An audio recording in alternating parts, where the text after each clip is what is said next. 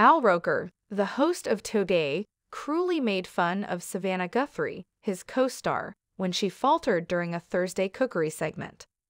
The meteorologist made fun of his co-host's error and implied that she might have had too much eggnog. Savannah hosted a cooking segment with guest chef Matt Adlard on Thursday's broadcast of Today.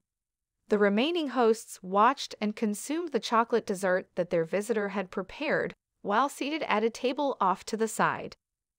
When it was almost time to pipe icing onto the treat, the chef displayed his artistic abilities on one of the chocolate pieces. Savannah said, "I've always wanted to pipe," and then she quickly had the opportunity to do so with the second slice. Squeezing the chocolate frosting onto the dessert, she confessed that she had never done it before. Regretfully, the host struggled a little to get the frosting to look good, and her co-stars made sure she was aware of it. "Perhaps there's a reason you haven't piped before," Al snapped. "A little too much eggnog for you," he teased later. The hosts had previously in the show indulged in a small amount of the holiday beverage when the humor struck.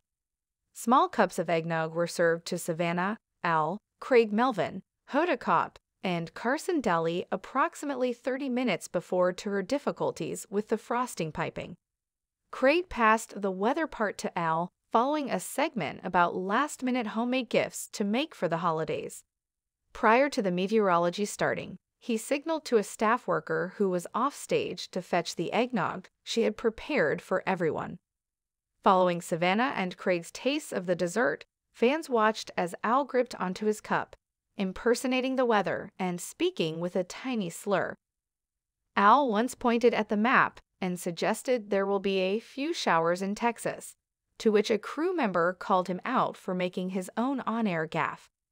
"That's Florida, Al," yelled the crew member, pointing to the lower right corner of the graphic when he realized his words didn't exactly match up with it.